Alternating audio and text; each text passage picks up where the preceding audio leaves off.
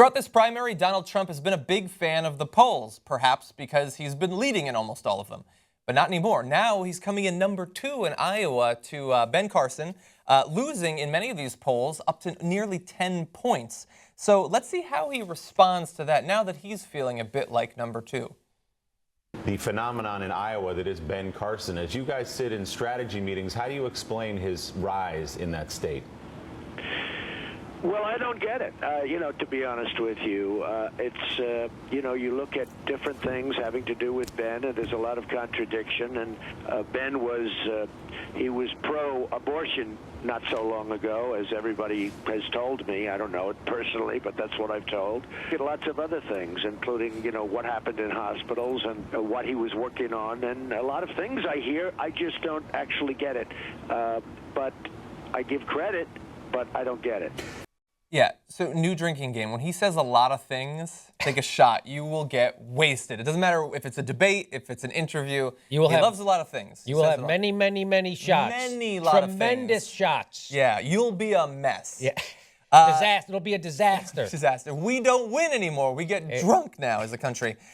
So he doesn't understand it, which is fine. Look, any candidate could say that. Why all of a sudden they're not winning in a state that they were before. You might not understand it. In particular, I don't know if you could hear us, but we were criticizing the example that he gave because he says there, well, Ben Carson used to be for abortion. Yeah, so was Donald Trump. So are you. You're the guy who's calling yourself a fucking Democrat. He's full of contradictions. Yeah. I don't understand it. He's full of contradictions. What I love about this is when they start to pick each other apart, both of them, there's so little actually going on. And not even in the way that like a Ted Cruz or someone else who's genuinely like a Mike Huckabee. I mean, they're extreme, but they're sort of internally consistent. They have similar positions over time. They know a little bit about the issues. But for Ben Carson and Donald Trump, I don't think anyone could actually map out what their ideology is because they don't seem to care from one day to the next what position they used to have on an issue or do now, what issues they actually care about. He comes back to immigration, but other than that, there's really nothing there.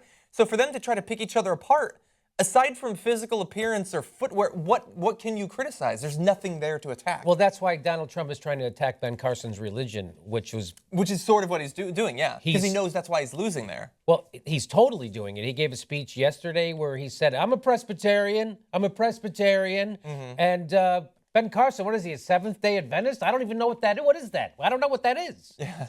And then apparently in Iowa they know what it is, though. Yes, right. So he's trying to, which I thought was, tit for tat. What's good for the goose is good for the gander, because Ben Carson famously said Muslims shouldn't be. So he has a religious litmus test, and now Trump is trying to do it back to him. The problem is Trump doesn't know what the fuck he's talking about. He doesn't know what he's talking about. He doesn't know the difference between a Presbyterian and a Seventh-day. He doesn't know anything about anything. In that particular case, I don't really either. Yeah, nor do I. I know a lot about this stuff, but not that specifically. Just being upfront. And we do know that Christians or people who were polled in Iowa, only 31% said that they think that Trump is actually a strong Christian. Now, I would love it if you could win any sort of election, primary or general election in this country, regardless of what your religious beliefs are.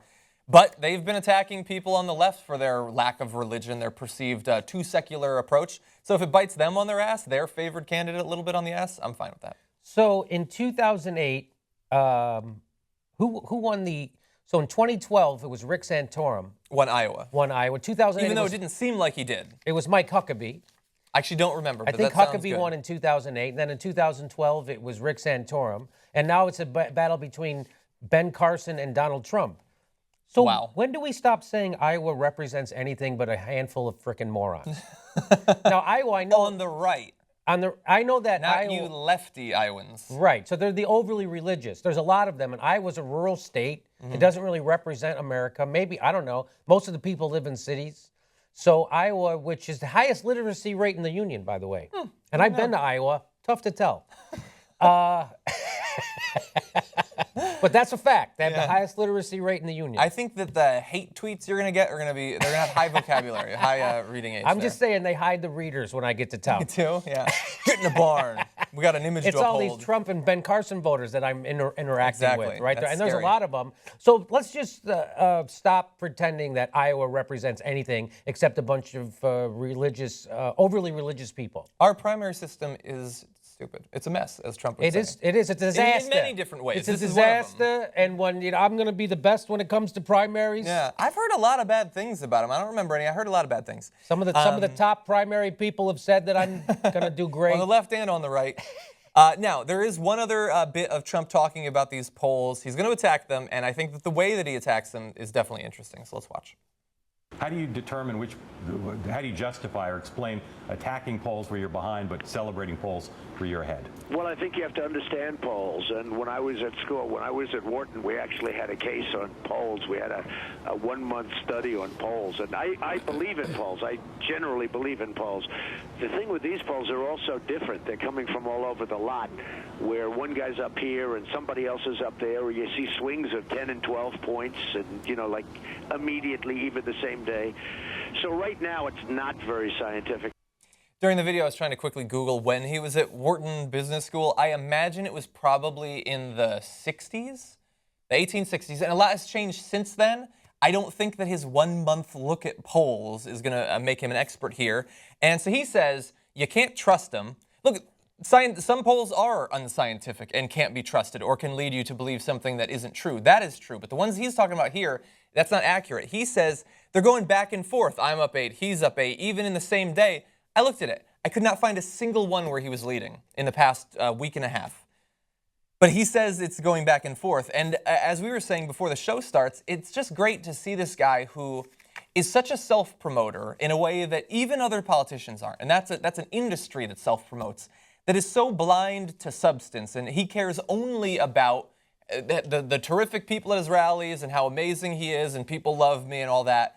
And he says that it's shown in the polls. And now when he's down, well, suddenly polls don't really mean anything. I mean, what could they mean? They're not scientific. Yeah. What do they really say? He's not a Christian. I'm number one in all the polls. I mean, what is Rand Paul? What is he, like 1%? I mean, that's what the polls. I mean, you're number 2. I don't really like polls. I like them, but you got to know how to read polls. I wish it'd be consistent. When I'm number 2 in a poll, it really means I'm number 1. Exactly, yeah. It's weird how they flip at that point. And when I'm number 1, it means I am number 1.